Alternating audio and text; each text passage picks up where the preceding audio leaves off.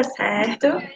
E aí hoje estaremos iniciando o nosso quinto conteúdo teórico, certo? Quinto é quarto teórico, certo? E aí eu vou sugerindo a vocês desde o primeiro dia que vocês vão estudando os conteúdos, certo? Não deixem para estudar de última hora ou um dia antes da prova, tá bom? Porque não vai dar muito certo, porque essa disciplina ela é muito teórica, ela tem muita questão de lei, né? Quando a gente adentrar a legislação, nós vamos perceber isso, tá certo? Então, é uma disciplina que não dá para a gente tentar fazer milagre um dia antes da prova, tá bom? Então, eu aconselho que vocês vão estudando, tá certo? Para que não acumule o conteúdo. Eu vou começar o compartilhamento de slides com vocês, tá bom? Eu só peço que o pessoal que está com o microfone ativado dá uma desativada para não dar interferência com os demais alunos. As aulas começam essa próxima semana mesmo ou não? Não, parece que foi o novo decreto que saiu, disse que vai ter mais um mês para frente para a liberação das aulas presenciais, salvo engano. Aí essas provas só vão ser realizadas quando voltar às aulas presenciais. Quando o governo der ok, entendeu? Entendi. Mas aí eu aviso para vocês, qualquer notícia, tá bom? Tá certo. Cadê Carla Jacione? Desativa aí o microfone, mulher. Porque senão vai começar a dar interferência para os demais.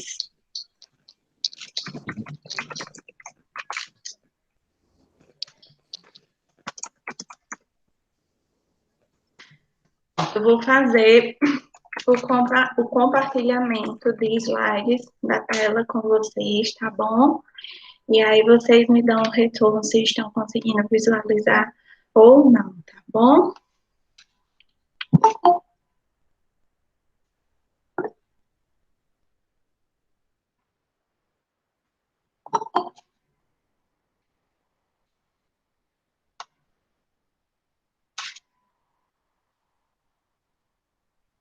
Conseguem ver, gente, os slides?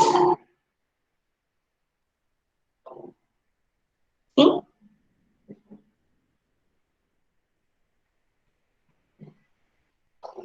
Conseguem ver os slides? Me deem um ok.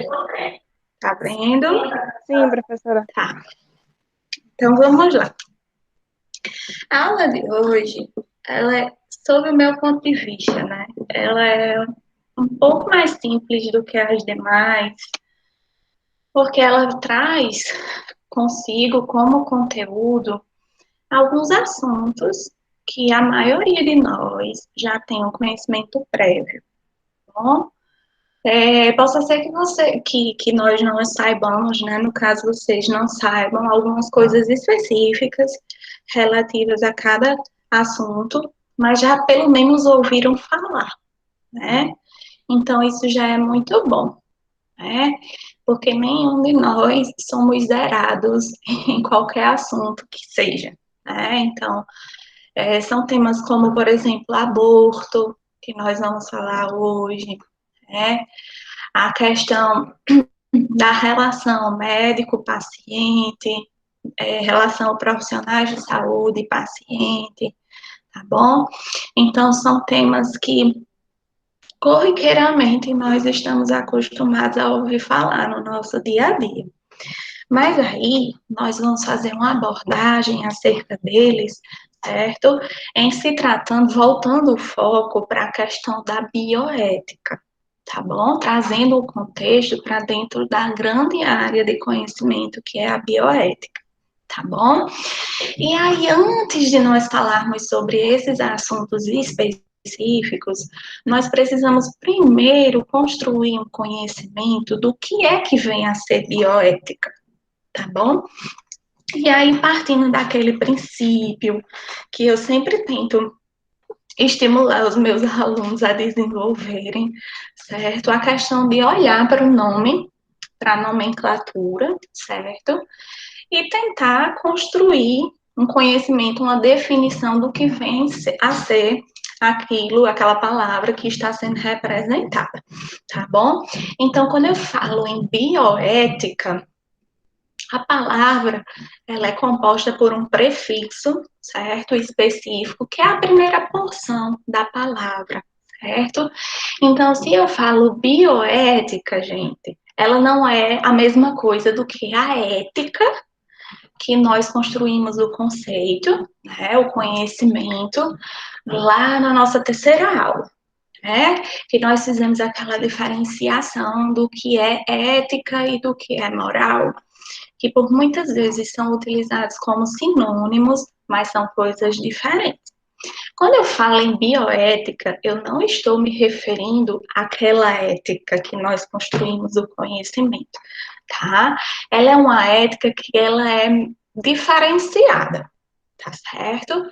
E aí, se eu falo bioética, a palavra que vocês enxergam aí no slide, tá? Bioética. Qual é o prefixo dessa palavrinha? Qual é a parte inicial dessa palavrinha? Começa com B. Bio. Ok. Bio. Esse é o prefixo, bio. Beleza. E aí, não sei se vocês têm esse olhar, mas eu tenho esse olhar meio estranho, porque eu gosto muito de português. Então, eu procuro ver o que significa cada prefixo e cada sufixo das palavras, e aí fica muito mais fácil de nós inferirmos, de nós chegarmos a uma conclusão do que vem a ser bioética, por exemplo. Vocês me disseram que o prefixo é bio. E o que significa bio? Lembra lá do ensino médio, biologia, estudo de quê? Vida. Significa vida. Isso mesmo. Então, o prefixo bio, gente, em qualquer palavra da língua portuguesa que exista, se tiver a porçãozinha, o prefixo bio vai significar vida, tá bom? Então, se eu falo em bioética, eu estou falando numa ética, de condutas éticas, que estão relacionadas ao quê? À vida. Mas aí, professora, falar sobre uma ética que está relacionada à vida é algo muito amplo. É, de fato, é algo muito amplo. Mas, a partir do momento que nós sabemos que a bioética, ela difere, ela é diferente daquela ética pura que nós vimos, né? Nós conseguimos compreender se é uma ética que é associada, que ela é aplicável aos contextos da vida, dá para construirmos como que eu posso dizer, um conceito mais amplo, tá certo? Que aí, bioética vai ser aquela ética específica, né, que é aplicada nos acontecimentos das ciências da vida, certo? E aí, se eu falo em ciências da vida, eu estou falando obrigatoriamente em ciências da saúde, né? Então, nós, como profissionais da área da saúde, mais especificamente da enfermagem, cotidianamente nós iremos nos deparar com situações que elas são meio que tabus. São situações, são contextos que eles são meio que tabus, né? E que estão diretamente associados ao contexto da bioética, tá? Por exemplo, eu, Silvia, como enfermeira da UTI, né, que eu fui de UTI pediátrica, em um determinado período houve a admissão de uma paciente na nossa UTI, uma jovem de 16 anos, e ela era soropositiva. E aí, quando eu digo que alguém é soropositivo, eu estou dizendo que ele é HIV positivo, né? Então, é uma pessoa que ela é infectada pelo vírus HIV, certo? Lembrando, gente, que nem sempre a pessoa que é infectada, que é portadora do vírus HIV, ela vai ter a AIDS, tá? Nem sempre, tá bom? Porque a AIDS é um conjunto de sinais e sintomas específicos decorrentes da manifestação da ação daquele vírus no corpo. Então, existem algumas pessoas que elas são sim soropositivas, mas elas não são diagnosticadas com AIDS, tá bom? Vocês vão entender isso melhor lá quando vier microbiologia e parasitologia, tá? Mas veja um exemplo, foi admitida na UTI que eu trabalhava uma jovem de 16 anos soropositiva, HIV positivo, tá? Vocês acham que eu, como enfermeira, eu poderia me negar a prestar assistência àquela paciente, a realizar procedimentos técnicos naquela paciente, como, por exemplo, todo paciente que está em UTI, diariamente ele precisa ser submetido a uma coleta de exame específico chamado gasometria arterial, que geralmente são pacientes que estão entubados, estão respirando por aparelhos. Então, é extremamente necessário nós vermos as concentrações de gases, mais especificamente oxigênio e gás carbônico no sangue. E aí, para eu conseguir ver oxigênio, eu só consigo ver no sangue arterial, que é o sangue oxigenado, tá? Então, em todo e qualquer paciente que nós formos funcionar, seja veia, seja artéria, nós estamos nos expondo a um risco. Eu posso me acidentar com aquela seringa, com aquela agulha? Posso. Isso acontece, que é o que configura os acidentes de trabalho, né? Mas vocês acham que eu, Silvia, poderia deixar de colher os exames da determinada paciente soropositiva só pelo fato dela ser soropositiva? Não posso, né? Tenho que ir e fazer da mesma maneira que eu fazia em um paciente que não era soropositivo, tá? Então, isso é um tema, esse é uma questão que, de certa forma, ela é meio que tabu na área da saúde.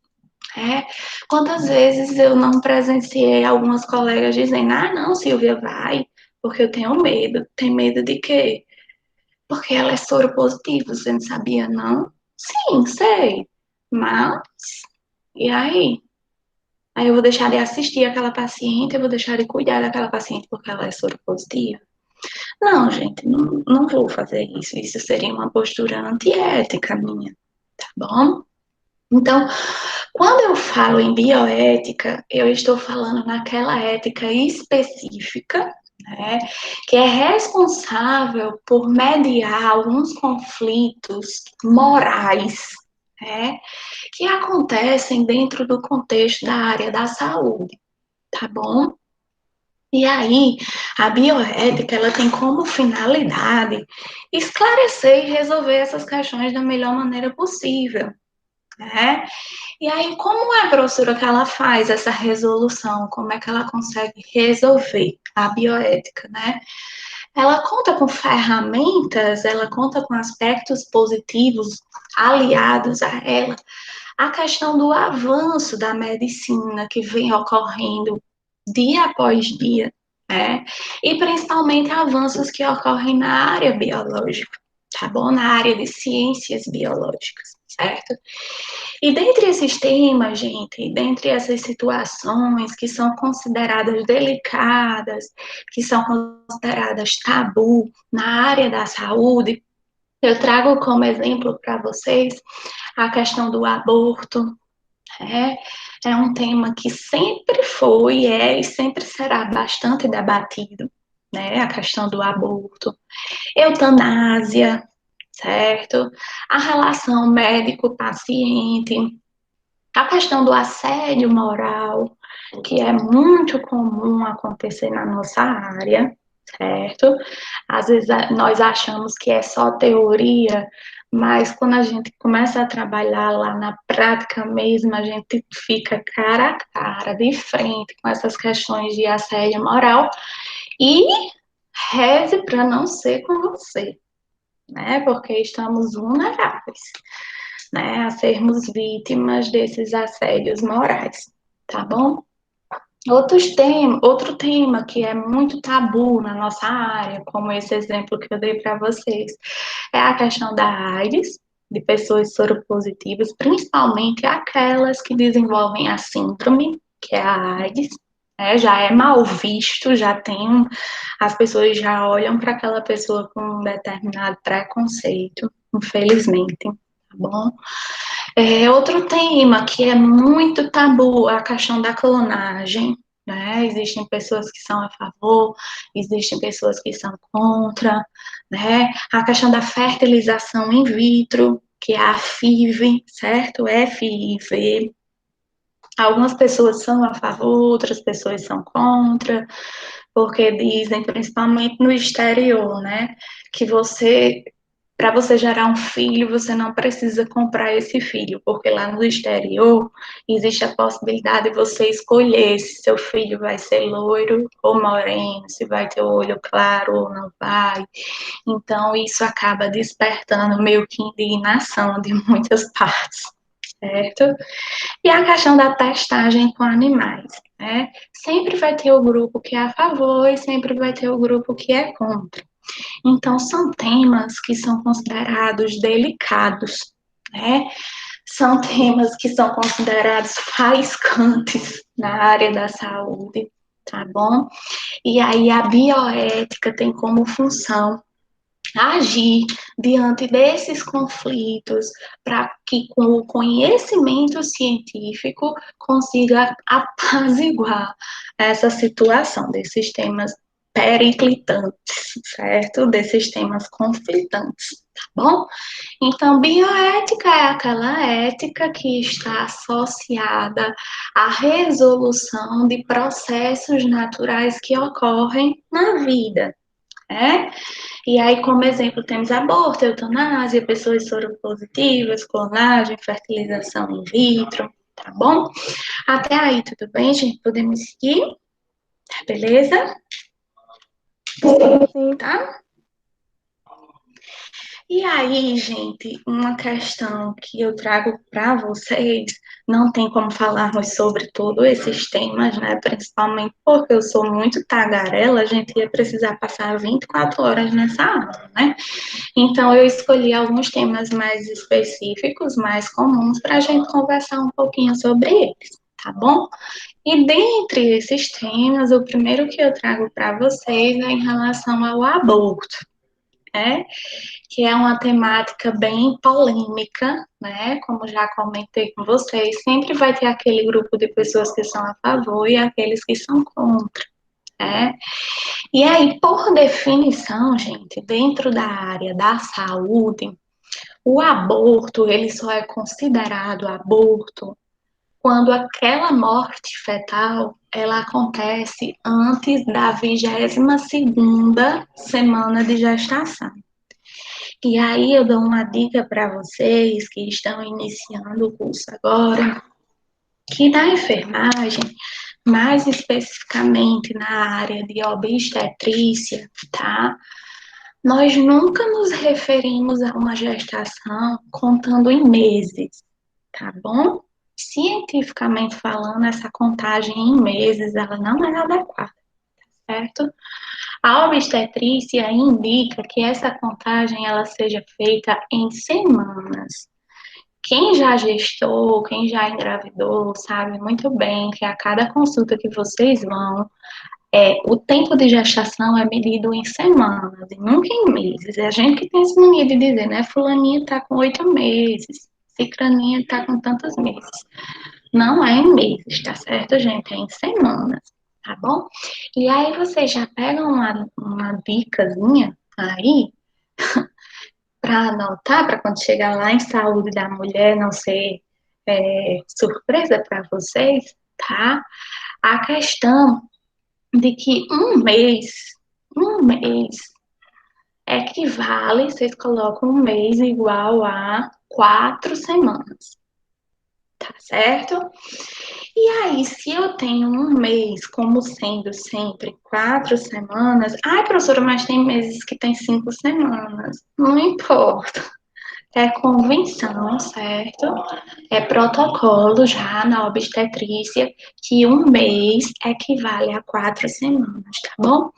Então, se eu falo que o aborto é aquela morte fetal que ocorre até a 22ª semana gestacional, pegue 22, né? E aí divida por 4, tá certo? E aí você consegue ter uma ideia mais clara de quantos meses essa pessoa vai estar, certo? 5 meses e alguns dias, tá bom? Quando divide 22 por 4. 4 vezes 5, 20, né? Aí sobra 2, aí bota mais. Essa pessoa vai ter 5 semanas e 5 dias, certo? 5 meses e 5 dias. 22ª gestação, 22ª semana, perdão, de gestação, essa pessoa vai ter 5 meses e alguns dias, tá bom? Então, se aquele feto, ele morre até a 22ª semana de gestação, é considerado aborto. Até 22, gente. Professora, morreu a partir da 23ª semana de gestação. Não é mais aborto, tá bom? Para ser considerado aborto, só pode ocorrer até a 22ª semana de gestação, ou seja, até o 5º mês e alguns dias, tá bom? Cuidado com isso aí, viu? Então, conceitua-se como abortamento a morte ovular ocorrida antes da 22ª semana de gestação, né? E aí a eliminação desse concepto, ou seja, desse feto, ainda não é bebê, porque não nasceu, né? Então, o processo de eliminação desse feto, seja por via natural, ou seja por via cirúrgica, ou de curetagem, que é a raspagem do útero para tirar o bebê que está morto, certo? Esse processo de eliminação é chamado de aborto. Então, a morte do feto, que ocorre até a 22ª semana gestacional, recebe o nome de abortamento. E aborto é o que é a eliminação desse feto, desse concepto, não importando se é por via vaginal espontânea ou se é por via cirúrgica ou então de uma curetagem, tá certo? Então, abortamento é o processo em que esse bebê morre, né? Esse bebê não, esse feto, esse concepto. E aborto é o processo de eliminação do corpo da gestante, né? Que acontece, tá certo?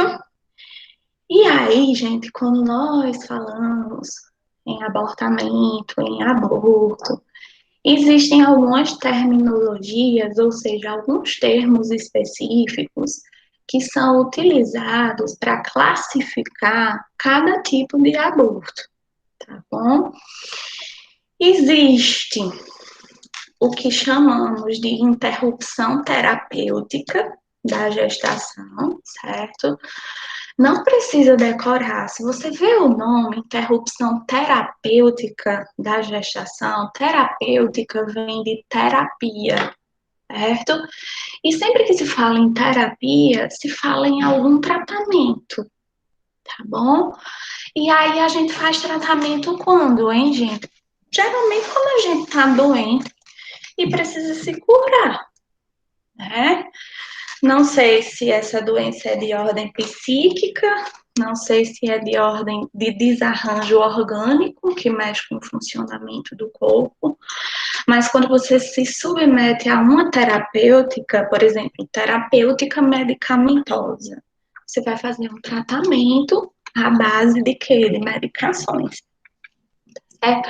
Então, quando eu falo em interrupção terapêutica da gestação, que é o ITG, interrupção terapêutica da gestação, o próprio nome já é sugestivo, né? E vai ocorrer um processo de abortamento na intenção de preservar a saúde da gestante. Existem algumas situações de gestação, gente, que se a mulher levar adiante, é aquela coisa, ou morre ela ou morre o bebê, tá certo? Então, isso é uma escolha muito difícil, né? E aí, Verdade. oi? E ainda tem casos que, se continuar com a gestação, morre os dois. Isso. Então, se essa mãe, se essa gestante, ela faz um acompanhamento pré-natal direitinho, seja com o médico ginecologista, seja com uma enfermeira, teoricamente ela vai saber se a gestação dela é de risco ou não, né? E aí, se for, gente, uma gestação de risco que coloque em risco principalmente a vida da mãe, da gestante, né? Existe uma brecha na lei brasileira que diz que está sim liberado, é autorizado que ocorra o abortamento nessa condição. Se a saúde da mãe, se a vida da mãe, ela está o que? Ameaçada. Então, para esse contexto, nós utilizamos a terminologia interrupção terapêutica da gestação. Vou interromper essa gestação no intuito de quê? De salvar a mãe, de preservar a saúde daquela gestante, tá certo? E aí existe a interrupção seletiva da gestação. Veja que o nome seletivo, quando eu digo fulano de tal é uma pessoa muito seletiva, eu estou querendo dizer o quê, gente? Que é uma pessoa que não se envolve com todo mundo. Ela tem critérios de inclusão e de exclusão. É aquela pessoa que passa um pente fino para poder ver com quem ela vai se relacionar, seja amizade, seja relação íntima, tá certo? Então, quando eu falo, gente, em interrupção seletiva da gestação, é aquela gestação que ela vai ser interrompida de acordo com o fato dela se encaixar em determinados aspectos. E que aspectos são esses, professores? Professora, no caso de, por exemplo, eu estar gestante, certo? E aí eu descubro que o meu bebê ele tá com uma má formação congênita, desde a barriga, né? Ele tem anomalia fetal, tá certo? E aí, gente, a maioria das anomalias fetais, elas são incompatíveis com a vida, ou seja, é um bebê que quando ele nascer, ele pode até nascer vivo, mas ele só vai passar algumas horas ou alguns dias vivo. Logo em seguida, ele vai o quê? Morrer, certo? Então, é permitido, certo? Dentro da nossa lei, certo? Da lei brasileira, que o abortamento em situações em que a mulher está gestando um bebê com alguma anomalia, com alguma malformação, tá certo? Mas isso depende do querer dela. Existem algumas mães, por exemplo, que sabem que o bebê tem má formação, mas que continua com a gestação até o final, já que não está oferecendo um risco para ela, né? E aí espera nascer, né? E aí espera que o bebê morra de forma natural.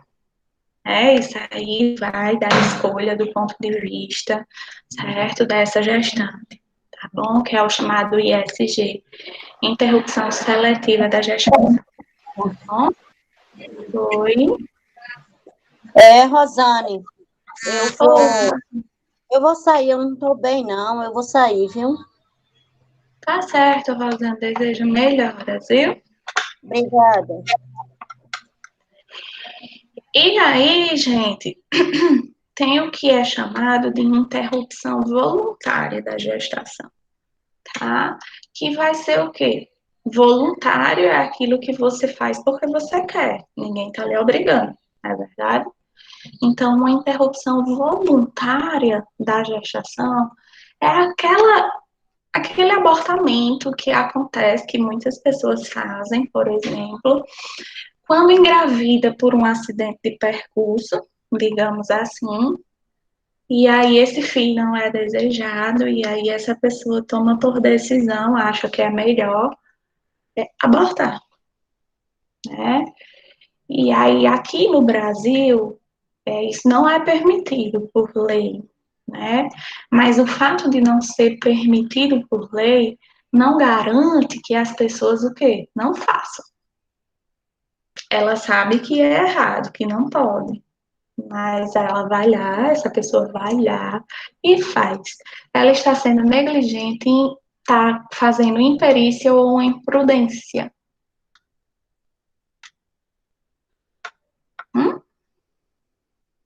Como? Ela pode repetir? Essa pessoa, essa mulher, ela é brasileira, ela Certo. sabe que aqui no Brasil não é legalizada essa questão do aborto. Ela sabe que é errado, mas ela vai lá e aborta. Imperícia, Você acha que ela imprudência e negligência. Imprudência. Imprudência. Ela fez, tem a questão do ato, a ação de fazer, né? Lembram que negligência diferencia de imprudência, porque na negligência a pessoa não age, né? Ela sabe o que é o certo e o que é errado e ela não age. Já lá na imprudência, ela sabe o que é certo e o que é errado e vai e age. E Então, vai. exatamente. Então, esse exemplo que eu dei, gente, configura uma imprudência, tá? Vejam que dois conteúdos diferentes da nossa disciplina, eles podem, por exemplo, ser cobrados em uma única questão de prova, né? Contextualizando. É verdade? Então, cuidado, tá bom? Tentem sempre estudar o conteúdo relacionando um com o outro, porque eles se interligam, tá certo? Ok? E aí, gente, eu trago uma imagem, um recorte de uma reportagem de uma história de um casal que buscava gestar, ela positivou, né, como gestante, descobriu gestante, e aí, de acordo com as consultas do pré-natal, essa gestante, ela soube, ela tomou conhecimento que a filhinha que ela estava gestando, ela era portadora, ela tinha anencefalia. E o que é anencefalia, gente? Pega aí essa palavra. Anencefalia, a porção inicial dessa palavra é AN, né? Depois vem o quê? Encefalia. Então, encefalia me remete ao quê? Encéfalo. E o que é encéfalo? Tudo que está aqui dentro da minha cabeça, tá? Não falem cérebro. Cérebro é uma porção, uma parte do encéfalo. O que eu tenho dentro da minha caixa craniana, ao total, tudo que eu tenho dentro da minha cabeça é o que? Encéfalo. O cérebro é apenas uma parte desse encéfalo, tá certo? Então, já dou a dica aí para vocês que é erradíssimo falar AVC, acidente vascular cerebral. Você não tem como saber se o acidente vascular foi no cérebro, tá? Então, o correto é falar acidente vascular encefálico, porque você está considerando tudo que tem o que dentro da cabeça da pessoa. Você só pode falar AVC se você tiver um exame de imagem, uma tomografia computadorizada, que mostre lá especificamente que a região em que ocorreu esse acidente vascular foi na região cerebral. Mas essa historinha de falar AVC está completamente errada, tá bom? Então, quando eu falo em encéfalo, eu me refiro a tudo, teoricamente, que tem aqui dentro da minha caixa craniana. E aí, nessa palavra, gente, anencefalia, vocês observem que o prefixo, que é a porção inicial dessa palavra, é o quê? AN. Na língua portuguesa, todo prefixo que é AN ou apenas A nega, anula tudo o que vem na frente. Então, se eu estou falando aqui de encéfalo e eu coloco um prefixo AN na frente de encefalia, eu estou dizendo o quê? Que essa bebê, que essa criança, ela não tem o que? Encéfalo. Então, ela é anencéfala, tá certo? E aí, gente, a anencefalia é uma condição que é completamente incompatível com a vida. Não tem como uma pessoa sobreviver se ela não tiver encéfalo. E por quê, hein, professora? Porque no encéfalo existem subpontos, existem estações que são responsáveis pelo quê? Pela regulação da temperatura corporal, por exemplo. O que mantém o nosso corpo em uma temperatura normal é o hipotálamo, que está aqui no encéfalo, tá bom? Existe o centro cardiorrespiratório, certo? Se eu falo em centro cardiorrespiratório, é aquele que manda a mensagem para que eu entenda que eu preciso respirar, certo? Cardio é aquele centro que manda a mensagem que faz o meu coração bater.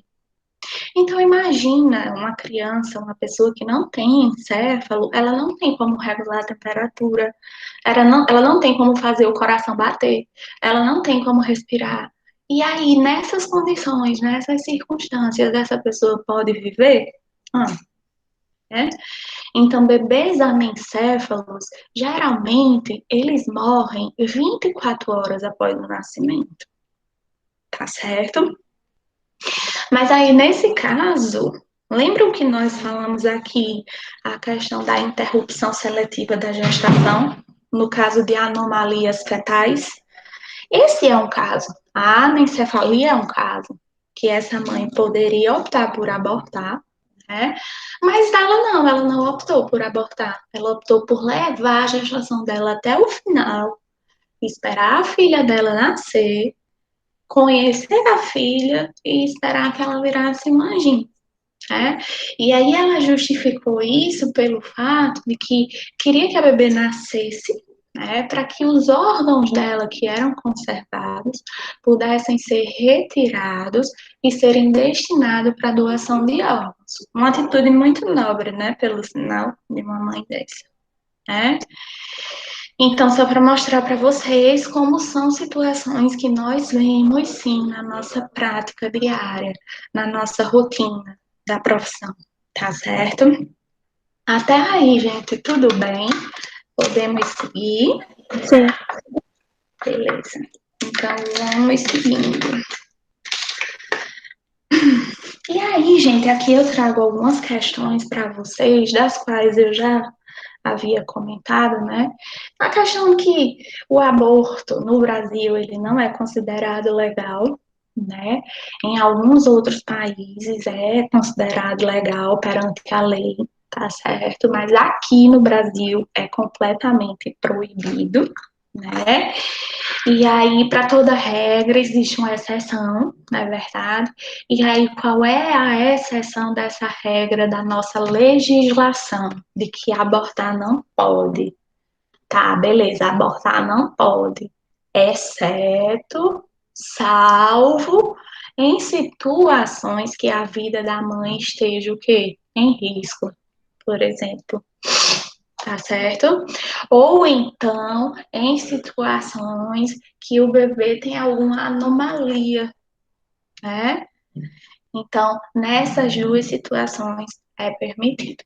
Lembrem-se que para toda regra existem exceções, tá certo? Alguns exemplos de países nos quais o aborto é permitido: Argentina, Bolívia, Equador, né? Então lá isso é uma prática o quê? Corriqueira, é comum, tá certo? Mas aqui no Brasil, gente, o aborto não é legal, certo? Não é permitido. Isso garante que as pessoas não vão fazer? Não, né? Seria muito bom se tudo que fosse proibido. Deixa eu só botar aqui no carregador. Se tudo o que fosse proibido, as pessoas não fizessem, né? Mas parece que quanto mais proibido for, mais as pessoas querem fazer e fazem. São imprudentes e fazem. Tá certo? E aí, em relação a essa questão do aborto, gente, falando em legislação especificamente, certo?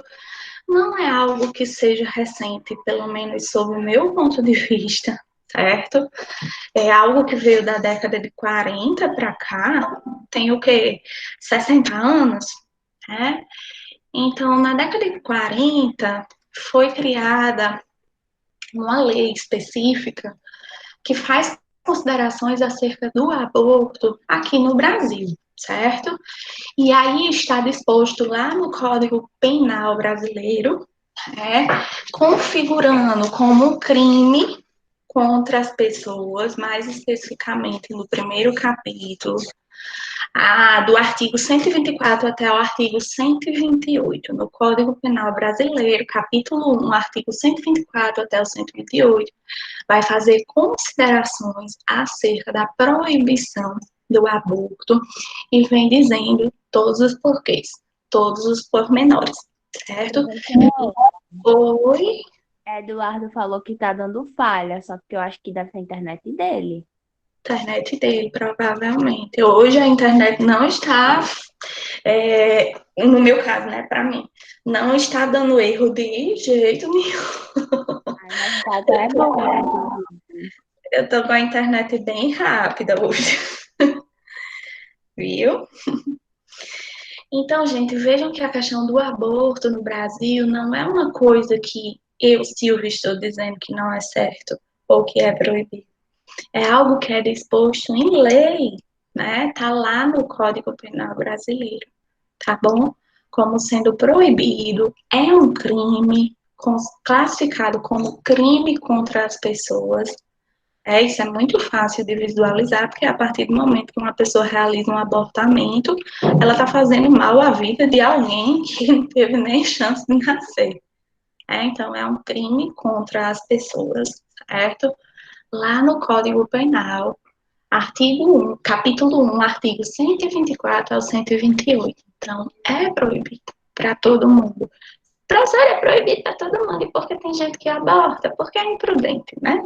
Sabe que é errado, mas vai lá e faz, tá certo? Então, cuidado com isso aí, viu? Tô dizendo de novo que dá para cair bem direitinho numa prova, tá certo? E aí, quando é que esse aborto é necessário? Quando é que, no caso, a pessoa não é a questão da escolha da gestante, é algo que tem que ser feito, porque senão ela morre, né?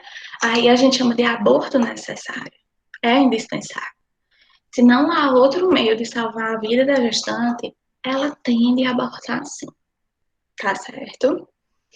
E aí o aborto, no caso de gravidez resultante de estupro, né? Nós mulheres, infelizmente, nós somos muito vulneráveis à questão de violência, principalmente violência sexual, né? Então, pode acontecer, por exemplo, Deus o livre, de alguém ser assaltado. Eu tenho medo, não é nem do assalto. Eu tenho, pode falar o que quiser, mas eu tenho medo de quererem fazer alguma coisa comigo, naquelas coisas. Eu tenho medo de quererem me estuprar. Morro de medo, Ave Maria. Então, pode sim, acontece. Quantos casos não tem aí pelo mundo de mulheres que gestaram em decorrência de um estupro? Diga aí o psicológico dessa mulher. Ter um filho. Professora, inclusive está passando o caso, né, de uma criança que foi criada pelo padrasto, se eu não me engano, que ela vai ter que abortar, né, em decorrência de imprudência que ele cometeu com ela, né?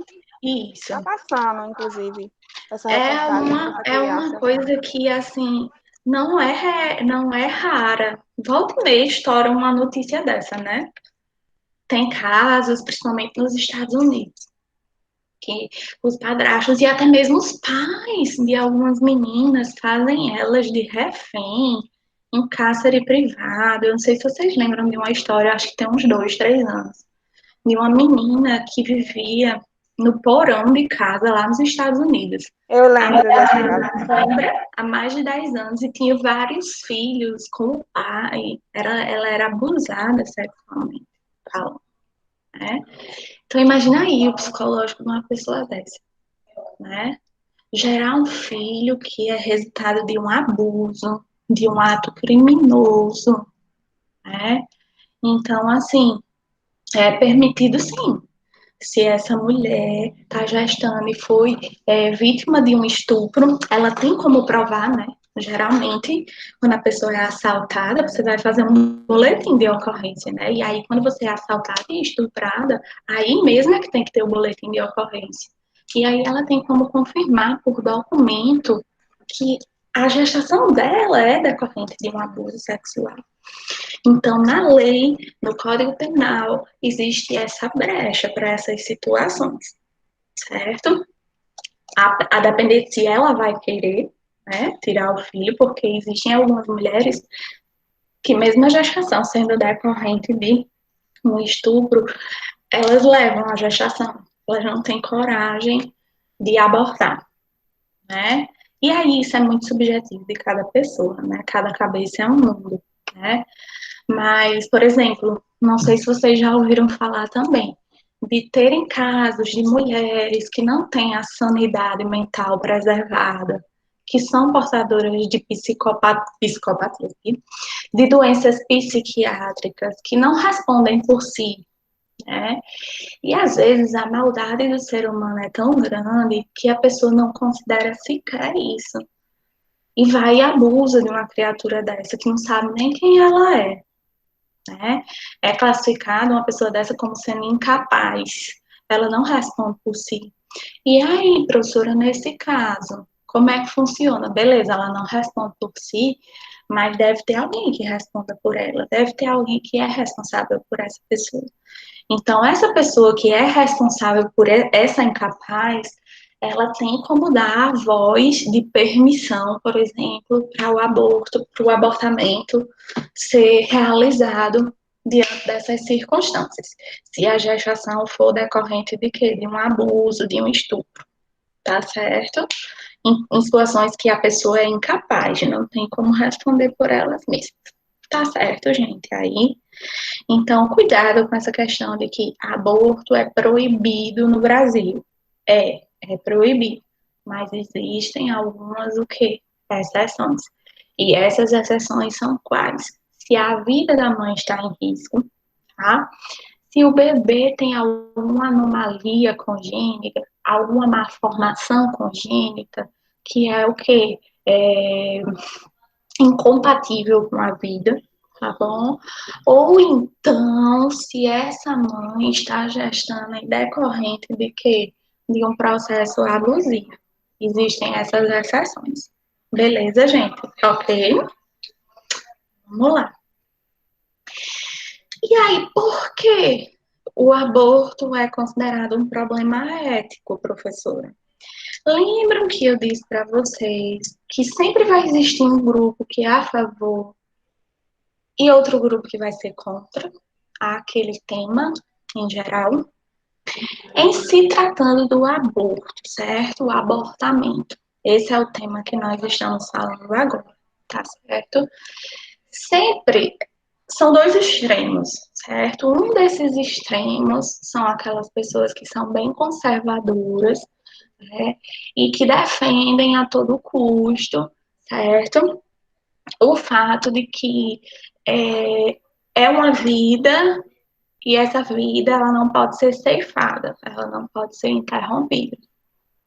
São pessoas que geralmente pensam, né, que sendo uma vida, independentemente de ter sido decorrente de estupro, de abuso sexual, independentemente de a mãe estar correndo risco, né, são pessoas que não. É uma vida, então não pode mexer. Tá certo? E aí o outro extremo, gente, traz o quê? Já vem aquela posição mais empoderadora da mulher, tá certo? Que é uma posição, que é um ponto de vista chamado liberal, tá? Que diz que a mulher, não tem aquele ditado que diz, meu corpo, minhas regras, né? Então, se é a mulher que vai gestar, se é a mulher que vai parir, independentemente de ter sido um acidente de percurso, de um estupro, de algum abuso sexual, ela é que manda no corpo dela, tá? Então, ela pode sim escolher se ela vai abortar ou não, e ela tem o direito de querer abortar, de optar por abortar. Então, vejam que são dois extremos, tá? Aquele primeiro extremo que é totalmente contra o aborto. Não quero saber se foi estupro, se essa mãe está correndo risco. Não quero saber. É uma vida e, sendo uma vida, ela não pode ser finalizada assim. E aí existe o outro extremo, que já é uma visão mais flexível, né? E que dá esse empoderamento à mulher, né? De que o corpo é dela, é o templo dela, então ela que vai decidir o que fazer, o que não fazer, e ninguém tem nada a ver com isso. São duas posições bem opostas, tá certo?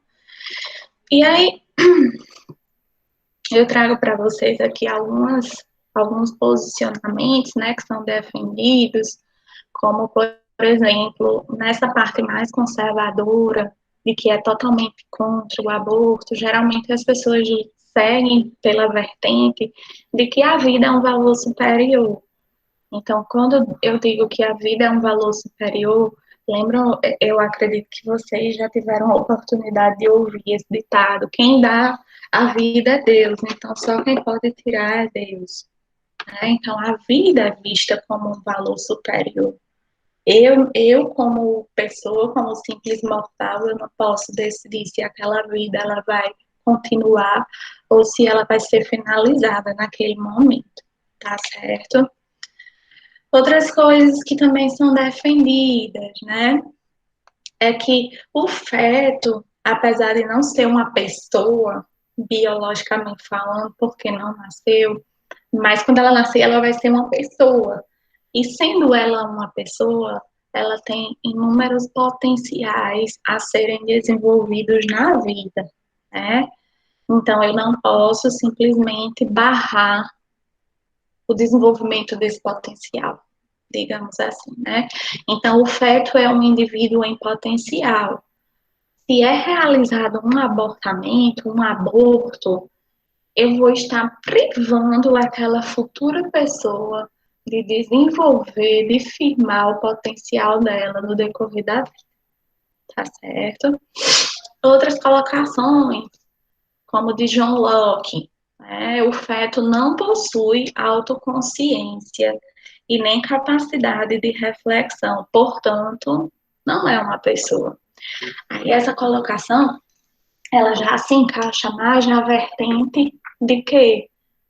De que é a favor do aborto, sim. Ainda não é uma pessoa. Então, se ainda não é uma pessoa, ela não tem consciência, ela não tem subconsciência, né? Não tem capacidade de reflexão. E aí, a partir do momento que não tem consciência, subconsciência e, consequentemente, capacidade de reflexão, já não configura uma pessoa. Então, quando o John Locke faz essa colocação, ele meio que se posiciona a favor, é meio que favorável, flexível a essa ideia do aborto, né? E aí outras colocações, como por exemplo, a mulher possui o direito sobre o seu corpo. Ela é dona do seu corpo, o corpo é o templo dela. Então, se ela é dona do corpo dela, ela vai fazer o que ela achar melhor, né? Então, se ela decide que o que é melhor para ela é dar um fim naquela gravidez, é interromper aquela gravidez, ela tem total direito.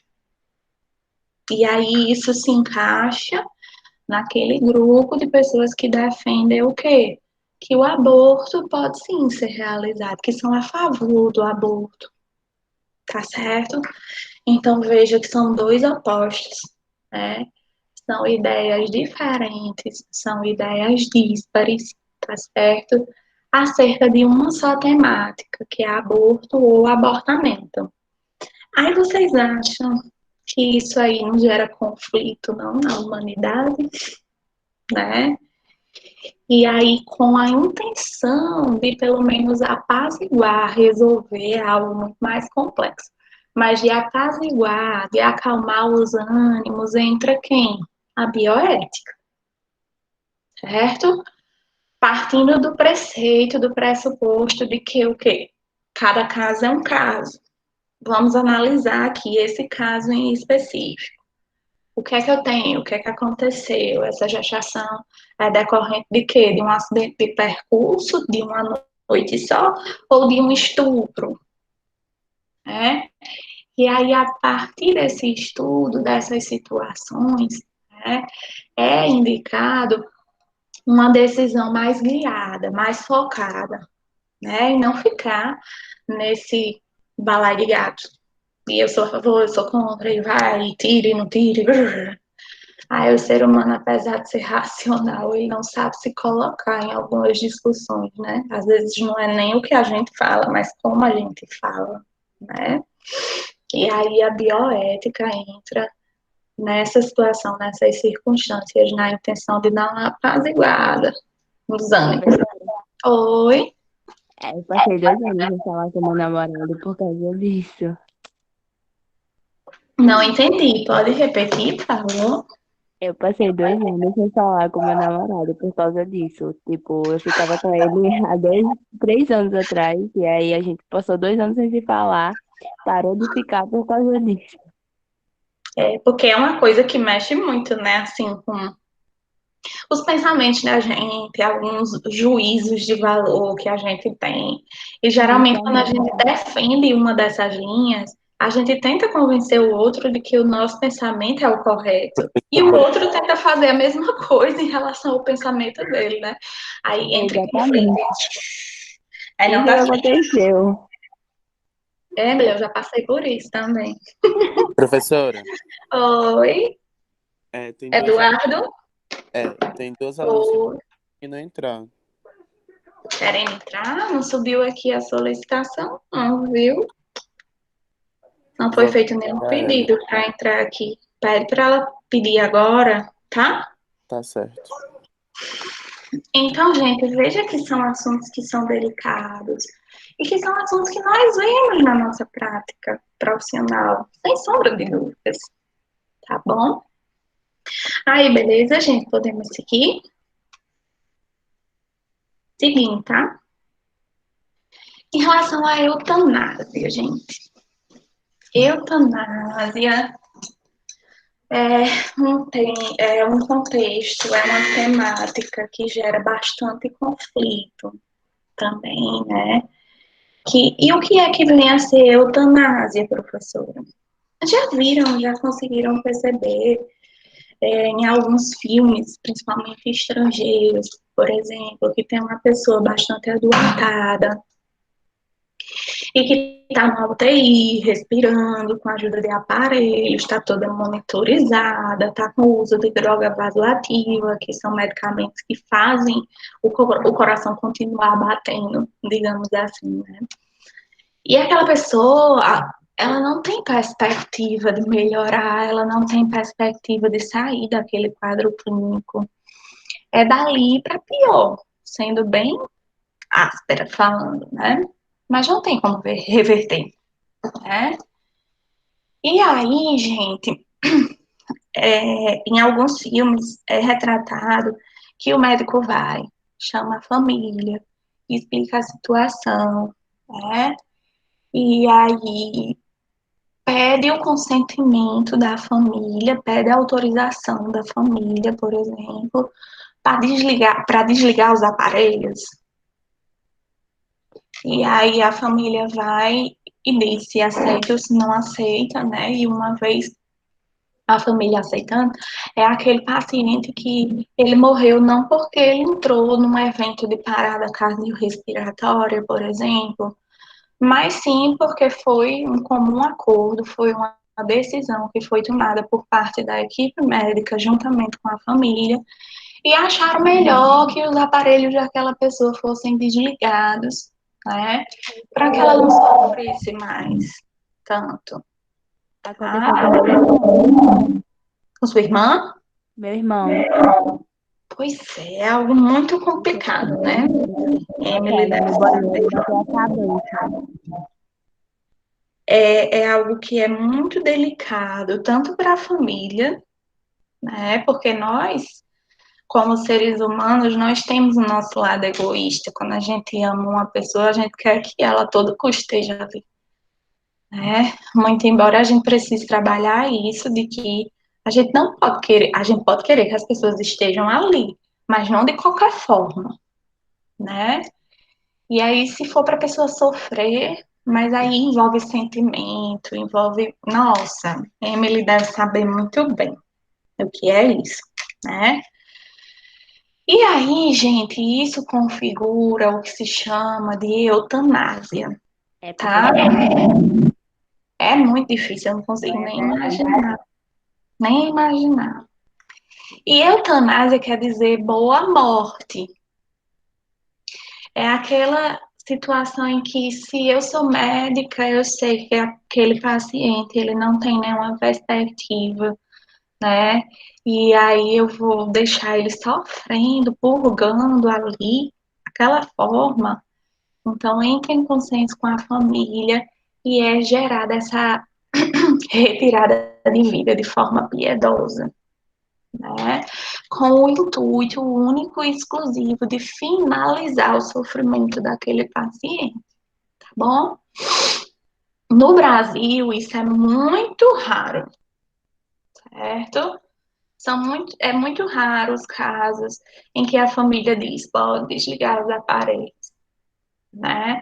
Geralmente é tanto que os médicos de UTI, a equipe de saúde de UTI, quando veem que um paciente ele não tem mais perspectiva de vida, faz uma reunião com a equipe, tá? Com a equipe não, com a família, perdão, e aí vem com a proposta de que aquele familiar daquela família, aquele paciente, ele é classificado como sendo potencial para cuidados paliativos, certo? E aí, o que é que são cuidados paliativos, professora? São medidas, de uma forma geral, é algo bem complexo, certo? Mas, geralmente, são medidas que são tomadas para promover o conforto daquele paciente, tá? Eu vou impedir, por exemplo, eu vou sempre ter em mente que aquele meu paciente, ele não pode nem deve sentir dor, tá? Então, eu posso administrar um analgésico na veia dele, né? Se ele está com desconforto respiratório, eu posso colocar ele em uma medida, eu posso implementar uma medida de oxigenação não invasiva, como o catéter nasal, a máscara de Venturi, tá certo? Um BiPAP, um CPAP, mas eu não vou entubar esse paciente. Eu não vou submetê-lo a esse sofrimento de um procedimento mais, como que eu posso dizer, mais agressivo, tá? Então,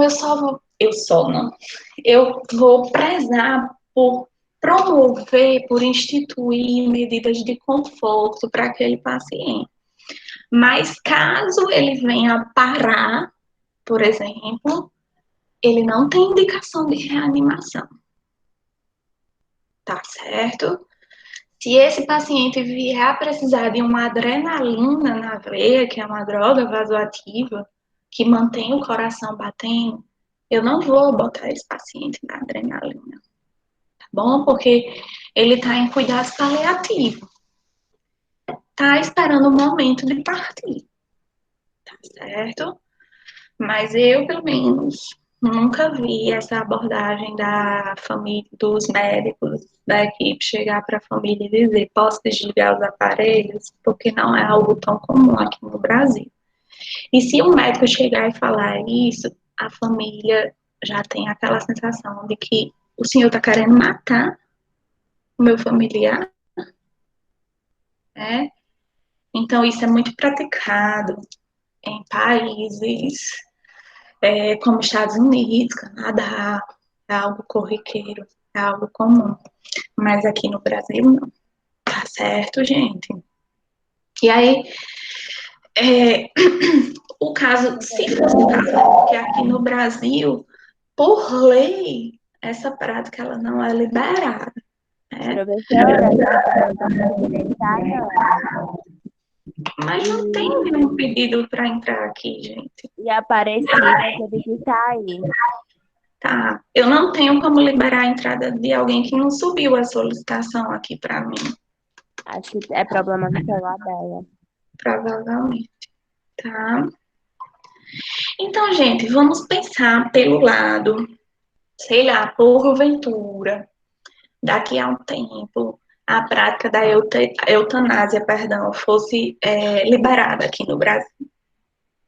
Existem alguns aspectos que iriam ser bem delicados se isso fosse realizado, né? Apresentaria mais riscos do que benefícios no contexto do Brasil, certo? Por quê? Porque, apesar de ser constitucional, de estar lá na Constituição, que a saúde é um direito de todos e um dever do Estado, quando a gente vai para a realidade, nós vemos que o acesso de saúde, o acesso à saúde, não é igual para todo mundo. Não é. E prova disso são as filas imensas no SUS, infelizmente, porque é um sistema de saúde sobrecarregado. Não é que não preste, né? Ele presta, né? Mas nada que é sobrecarregado tem como desempenhar a função de forma o quê? 100%. Então, é um fato, é fatídico que aqui no Brasil o acesso de saúde, o acesso à saúde por parte das pessoas não é igual. É. Fora que vamos e convenhamos em toda e qualquer profissão, não são todos os profissionais que são capacitados para desempenhar aquela profissão. É. Hoje em dia, infelizmente, o que a gente verifica muito é que em profissões como a medicina, há 30, 40 anos, era uma profissão que ela era, assim, escolhida por vocação, por amor mesmo. Hoje em dia, essa conjuntura, esse contexto já é um pouco mais diferente, tá certo? Por quê? Porque muito se vê hoje em dia pessoas que almejam, que têm o desejo de fazer medicina por questão de status social. Na sociedade brasileira, queira ou não queira, o médico é um profissional que ele é muito valorizado, endeusado, né? Então, e prova disso é que todo e qualquer médico é chamado de doutor, né? Mas eles não são doutores, a menos que eles tenham doutorado, né? Então, existe essa questão social de muitas pessoas escolherem a medicina por status social, fora a questão do status financeiro. Ah, eu vou escolher fazer medicina porque ganha bem, né? Então, infelizmente, eu estou dando só um exemplo, mas infelizmente em todas as áreas, em todas as profissões, sempre não existe uma profissão sequer que eu possa dizer todos os profissionais dessa área que são formados nisso aí são profissionais capacitados, preparados, competentes. Não. Sempre vai ter um ou outro que desvia do que deve ser guiado, tá certo? E aí, gente, nesse contexto todo de não ser o acesso à saúde igualitário por parte de todas as pessoas e essa falta de preparo por parte dos profissionais, né? Se tivesse um contexto de liberação de eutanásia, né, poderiam ser levados em consideração, poderiam não, iriam, eu acredito, em consideração aspectos, quesitos socioeconômicos. O que é que a senhora está querendo dizer, professora? Que facilmente poderia ocorrer a situação de um médico estar aqui, esse paciente é rico e esse é pobre. Então eu vou decidir por desligar os aparelhos do pobre. Gente, isso existe, certo? Altamente antiético, imprudente, tá certo? Mas isso existe. E aí, ao invés de apresentar aspectos positivos, caso essa eutanásia fosse liberada aqui no Brasil, o babado maior ia ser negativo. Ia repercutir de forma muito negativa pelo contexto do nosso país. Tá certo? E eu não sei se vocês se recordam desse caso aqui no Brasil. Chefe da UTI do Hospital Evangélico, no Paraná, é suspeita de comandar um esquema de eutanásia em pacientes do SUS.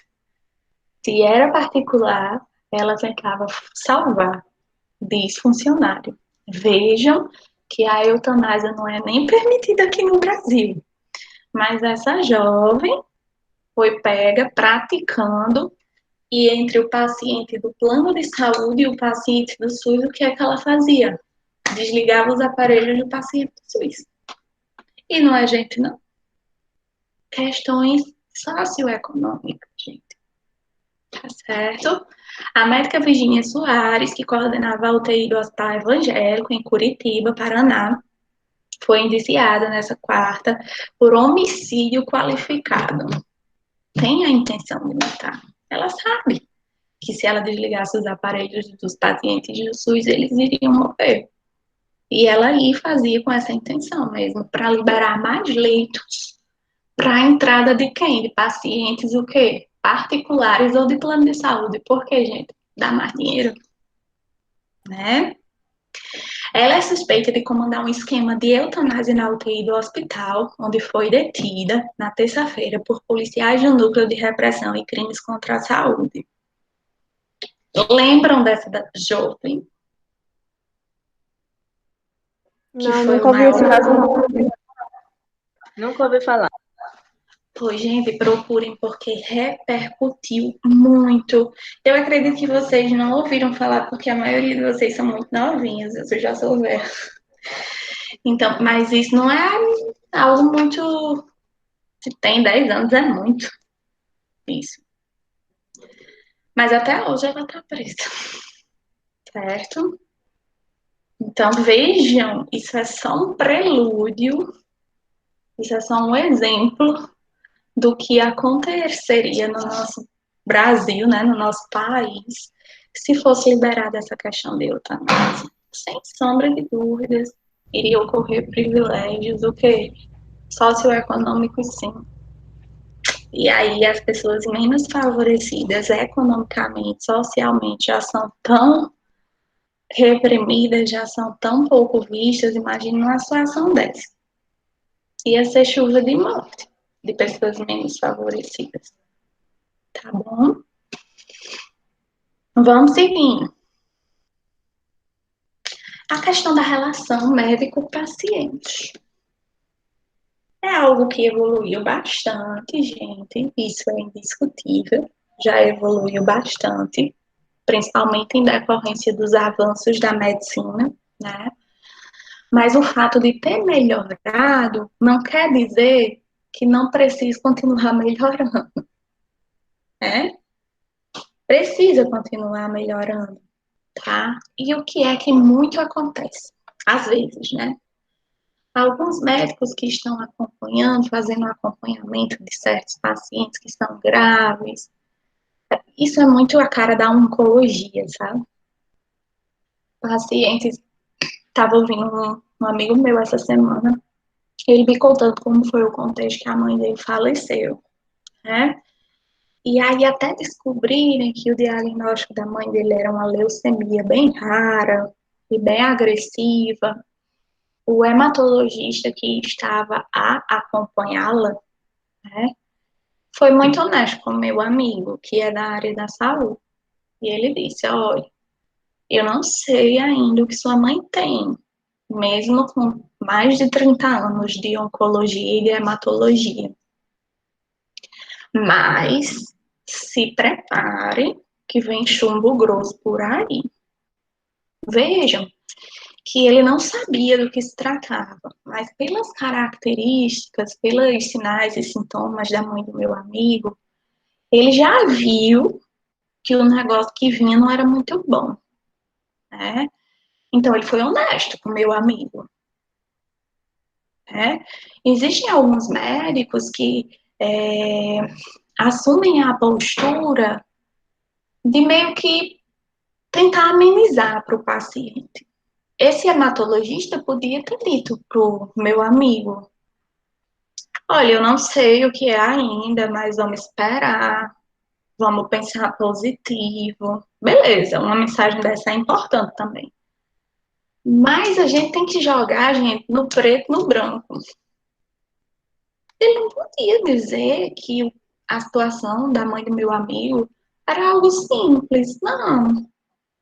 Ele tem que dizer que é grave, que é raro. E em decorrência disso, é algo que não tem como a pessoa ter muita perspectiva, né? Então, quando eu trago a questão da relação médico-paciente, é a questão de que o médico, com a experiência dele, ele tem sim como saber se aquele tratamento, seja ele o único ou um dentre várias alternativas, ele tem como saber se aquela terapêutica que ele está instituindo no paciente, ela está dando positivo ou negativo. E aí, dando positivo, a expectativa é o quê? Que o paciente fique bom. E se o paciente não estiver reagindo, provavelmente vai dar ruim, né? E ele precisa ser honesto com esse paciente, ele precisa ser sincero com essa família. Ele pode, ele deve deixar claro para esse paciente e para a família dele que provavelmente o resultado não vai ser como o esperado, né?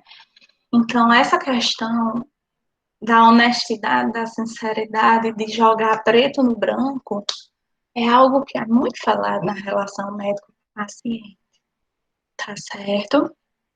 E aí, gente, nesse contexto, eu já trago para vocês como uma forma de apresentar alguns direitos do paciente, certo? Que ele assumindo a função, o papel de paciente, né? Em nenhuma circunstância ele pode, por exemplo, ser abandonado pelo médico que faz o tratamento dele. Não pode, não pode, não pode. Iniciou o tratamento com aquele médico, independentemente do que aconteça, é direito do paciente continuar sendo acompanhado por aquele médico. Ou seja, o médico não pode abandonar o paciente, né? Todo e qualquer paciente, ele tem direito a um acompanhante, principalmente se for criança e idoso. Se o paciente for criança e idoso, aí é que ele tem mais direito ainda de ter um acompanhante, tá certo?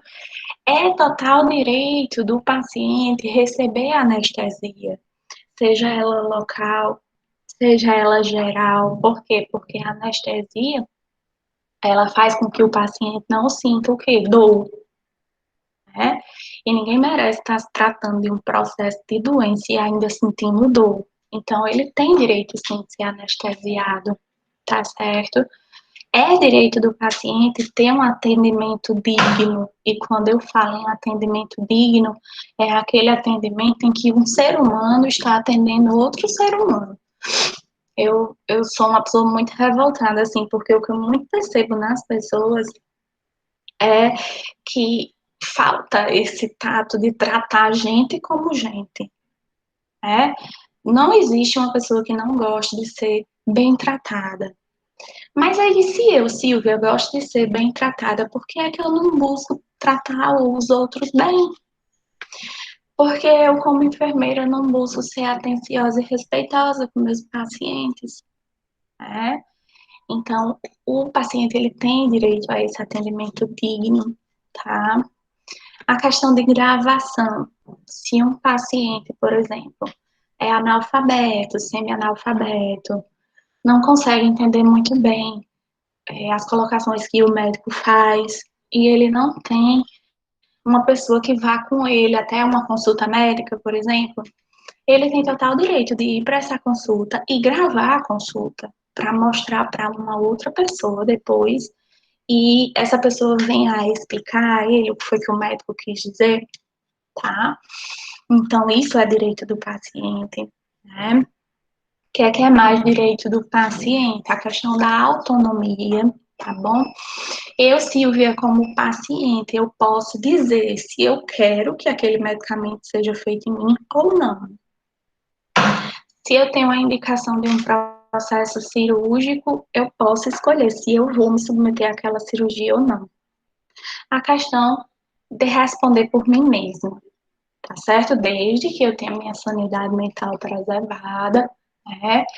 Que eu tenha a questão do discernimento de escolha, certo? Mas vocês vão ver quando vocês começarem a trabalhar, se vocês virem um paciente que diga que vocês sabem que ele não está variando, que ele é consciente e orientado, não é um paciente psiquiátrico, tá certo? Se ele disser para vocês, fulaninho, eu não quero que você faça essa medicação agora, você vai obrigar ele? Ele tem a autonomia dele, né? A questão da identificação. O paciente ele tem o direito de poder identificar as pessoas que estão prestando assistência a ele. Por exemplo, eu estou hospitalizada. Emily é uma técnica em enfermagem do hospital que eu estou hospitalizada. É de direito meu eu saber que o nome dela é Emily? É de direito meu saber que existe uma técnica que veio aferir minha pressão chamada Rosane? Tá bom? Então, é direito do paciente saber, né? A questão da informação. É de total direito do paciente que ele saiba o que está acontecendo com ele. Se ele está melhorando, se ele está piorando, se exame X, A, B, C ou D foi pedido, foi para quê? Qual foi o resultado? Ele tem total direito, tá certo de saber. Em relação à medicação, é obrigatório, claro, óbvio, é direito do paciente que lá no prontuário dele tenha todas as medicações que ele está tomando. E a partir do momento que é um direito do paciente ter esse registro lá no prontuário, passa a ser o quê? Uma obrigação por parte da equipe médica que prescreve a medicação e por parte de nós, a equipe de enfermagem, que somos responsáveis por preparar e por administrar essa medicação, né? E lembrando, gente, que o prontuário se chama prontuário médico, ele não é do médico, o prontuário. Não é da equipe de saúde. Doutora, Paciente. doutora, Oi, pode falar. o meu celular tá carregando e eu não sei se eu vou conseguir ficar até o final da aula. Ok, beleza. E aí, gente, o prontuário é do paciente. Se qualquer familiar chegar numa unidade hospitalar e disser, me dê aí o prontuário de Silvia, é para ele receber esse prontuário. Não é, você é médico dela? Não interessa o que você é dela. Ou então, se Silvia lá no leito quiser o prontuário dela, é por obrigação nossa levar o prontuário até. Mas o povo tem um babado com prontuário. É um negócio tão agarrado. Por quê? Não quer deixar a família do paciente ou o paciente ver. Estão anotando coisa errada? Estão fazendo coisa errada? Ou estão deixando de registrar coisas? O prontuário, gente, em qualquer momento, ele é do paciente.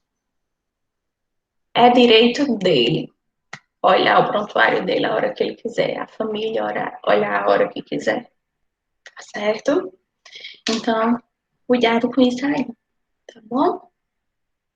A questão de pesquisa, né? Por exemplo, eu estou terminando meu mestrado em enfermagem agora e o meu local de pesquisa era a maternidade Januário 5, né?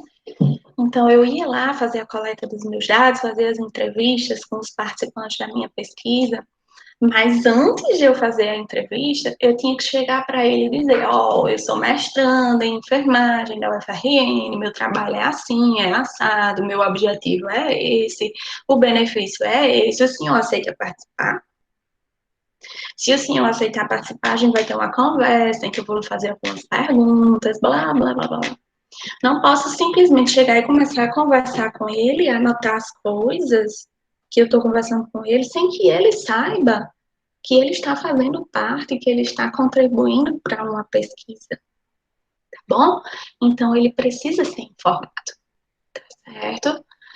A questão do receituário é de total direito do paciente receber receitas legíveis, certo? Sem abreviaturas, sem códigos médicos, certo? E que tenha o nome do profissional que atendeu, o carimbo, a assinatura, a especialidade, tá certo? É direito. Ah, professora, então a senhora está dizendo que se eu for no médico e ele me prescrever lá no receituário coisas que eu não consigo entender, eu posso dizer faça de novo? Pode, deve, né? Você tem que estar com um documento em mãos que você entenda, tá certo?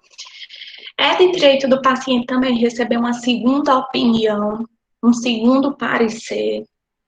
Ah, o médico disse que está amarrado, repreende. O médico disse que eu estou com câncer. Aí eu vou e paro e penso, mas como assim?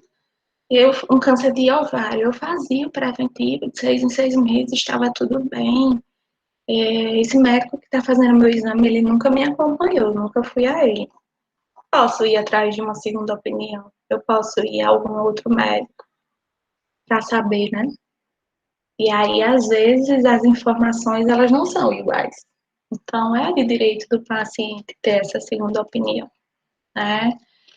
É de direito do paciente a questão que seja mantido o sigilo, tá? Gente, o que vocês escutam por parte de um paciente ou de uma família de um paciente, você nunca nem ouviu. Se ele lhe confidencia coisas, porque às vezes não, quase sempre, nós da enfermagem, nós temos um pezinho lá na psicologia. A gente escuta muito do paciente, né? E aí, gente, é aquela coisa que eu escuto e tenho que o quê? Guardar para mim. Tá certo?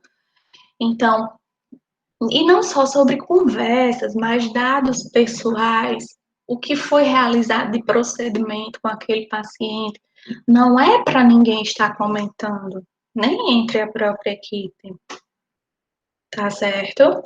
Porque isso pode acarretar problemas para a pessoa, pode botar ela numa situação desconfortável, em uma situação o quê? Vexatória, né? Então, é de direito do paciente que tudo que nós da enfermagem escutemos seja guardado ali, morreu ali, tá bom? Então, é direito do paciente, o sigilo absoluto, tá certo? Gente, para finalizarmos, vamos falar rapidinho da questão do assédio moral, né? Que é algo que não é de agora, né? Vem desde os primórdios da história da humanidade, tá certo? Dificilmente em um ambiente de trabalho não vão ocorrer situações de assédio moral, quase sempre acontece. Variam os envolvidos, né? Mas sempre acontece, né? E o que é, professora, assédio moral? Você explorar. Eu, por exemplo, como uma enfermeira, eu explorar alguém da minha equipe de técnicos em enfermagem, eu humilhar, eu fazer a pessoa ficar envergonhada e continuar insistindo nessa situação, né? Que é extremamente desconfortável, né? Então, isso é muito negativo, principalmente para a pessoa que está recebendo, que está sendo a vítima, que está sendo o alvo, né? E isso causa repercussões não só no físico da pessoa, mas principalmente mental e psicológico, né? Eu costumo dizer que essa questão de assédio moral é uma tortura psicológica que fazem nos ambientes de trabalho. E isso não era para acontecer. Está errado, mas o fato de estar errado, de ser errado, impede que as pessoas façam? Não. Vocês vão se deparar com situações como eu já me deparei, e que a pessoa não tinha nada o que falar acerca da minha postura profissional, da minha competência profissional. Mas aí a pessoa começou a pegar em aspectos pessoais meus. Eu já tive que ouvir que eu não tinha postura, eu não tinha vocação para ser enfermeira porque eu era muito educada. Oi? Não, para ser enfermeira você não pode ser educada assim. Silvia, pare de amizade com os técnicos em enfermagem, você tem um curso superior. E eu, oi? Se eu não tenho meus técnicos como meus aliados, minha gente, quem é que vai ser aliado meu? Eu, viu, como enfermeira, meus técnicos tudo contra mim? Aí, minha filha, eu vou rodar, subo e desço e não consigo trabalhar direito. Então, qual é o mal que existe em eu ter uma boa relação com os meus técnicos? Em eu tratá-los como gente? Não sei, mas configura o quê? Assédio moral? E ficou me torturando com aquilo, sabe? Você precisa ser mais incisiva, você não pode ser doce, você não pode ter essa fala mansa. Eu digo, pronto, eu vou ter que virar um macho agora, para poder ser enfermeira. Então, isso é muito ruim, gente. Eu digo por experiência própria, isso não é positivo, isso faz muito mal, isso mexe com a gente. É horrível, é muito ruim. Né? Então, é algo que sempre acontece. Tá bom? E aí, outra questão, para finalizarmos de verdade agora, como o exemplo que eu dei no início da aula para vocês, tá? Da minha paciente soropositiva, né? A AIDS, indiscutivelmente, é um dos grandes desafios, é um dos grandes problemas da medicina, né? Porque ainda não descobriu-se uma cura, teoricamente, né? Eu sou muito cética em relação a isso, porque eu acredito muito que sim, existe cura para AIDS já, mas ainda não foi divulgada devido aos interesses da indústria farmacêutica, né? Que é mais viável, é mais interessante que a cura da AIDS ela não seja divulgada, porque esses pacientes portadores de AIDS, eles fazem uso de muitos medicamentos, o coquetel que eles sempre tomam. E isso gera o quê? Lucro para a indústria farmacêutica. Imagina se é declarado, se é divulgada a cura para a AIDS, o consumo desses medicamentos iria diminuir de forma drástica. Então, queira ou não queira, gente, a indústria farmacêutica, ela tem muito poder em relação a essas coisas. Oi? Sou eu, Juliana. Oi. Minha prima trabalha como dentista. Ela teve contato com um paciente que se disse soro positivo. Tanto que ela teve que tomar esses coquetéis. Por quê? Ela se contaminou? Foi. Ela se contaminou, então, assim, o quanto antes, já a questão da pílula do dia seguinte, sabe? Sempre não vem dizendo lá na caixinha da pílula do dia seguinte que, tipo, se aconteceu agora, o ideal é que você tome agora para impedir que você engravide. E aí, conforme as horas vão passando, se você demorar a tomar a pílula do dia seguinte, a probabilidade de você poder engravidar é maior. Não é isso? Olha aí o microfone, gente. Desliga o microfone. Desliga o microfone. E aí, Ju, é a mesma coisa do HIV. Se eu me contaminei, se eu me furei com uma agulha de um procedimento que eu estava realizando num paciente que se diz soro positivo, eu não devo pagar para ver se ele realmente era soro positivo. Eu tenho de correr e já iniciar o coquetel de medicações, porque aí a probabilidade do meu sistema imunológico, do meu sistema de defesa, de dar conta, de impedir que esse vírus realmente me infecte, que ele replique, é maior. Então, toda e qualquer pessoa que tem contato com pessoas suspeitas ou realmente declaradas soropositivas, elas têm de iniciar imediatamente o coquetel medicamentoso. E aí eu acho que é com uma semana, repete exame para ver se dá positivo ou não. tem que fazer, certo? Certo, E aí, gente, por nada. E aí, gente, essa questão dos pacientes portadores de AIDS, pelo amor de Deus, não se refiram a pacientes com AIDS como aidéticos, tá? Antes eles eram chamados como aidéticos, o que é um termo muito pejorativo, tá bom? Hoje em dia, nós devemos nos referir às pessoas que têm AIDS como pessoas vivendo com AIDS. Tá certo? Essa é a nomenclatura técnico-científica, pessoas vivendo com AIDS, tá bom? Então, nós, profissionais de saúde, temos de ter o mesmo respeito que nós somos estimulados a ter por pessoas que não são infectadas, tá? Nós temos de ter o mesmo respeito pelas pessoas que são infectadas e que são portadoras de AIDS, tá bom? E devemos acolhê-los, certo? Não vou virar a cara para esse paciente porque ele é soropositivo. Não vou deixar de fazer procedimento nesse paciente porque ele é soropositivo. Não. Receba, acolha, converse. Se ele ainda não faz tratamento, encaminhe para algum centro de referência. Se você não tem esse conhecimento, procure algum profissional que possa ajudá-lo. Se você está prestando assistência numa UTI, por exemplo, não se negue nunca e nem faça comentários do tipo, vai você. Porque, menina, ela é soropositiva, pelo amor de Deus, não façam isso, isso é uma coisa muito triste. Tá certo? Ok? Então, tanto a medicina quanto a enfermagem, ela tem o objetivo de exercer as suas funções, as suas atividades voltadas para quem? Para a população que precisa. Então, se nós temos como essa função primordial, eu vou estar escolhendo quem é que eu vou atender, quem é que eu não vou. O meu primeiro estágio em hospital foi no Hospital de Pirangi, e lá muitos presidiários vão ser atendidos lá, sabe? De Alcaçuz. Aí chegou pra gente fazer uma medicação endovenosa lá. Aí eu lembro que minhas amigas, vai tu, Silvinha, vai tu. E por que tu não vai, mulher? Porque ele é bandido. Eu disse, o que ele fez ou o que ele deixou de fazer não me interessa.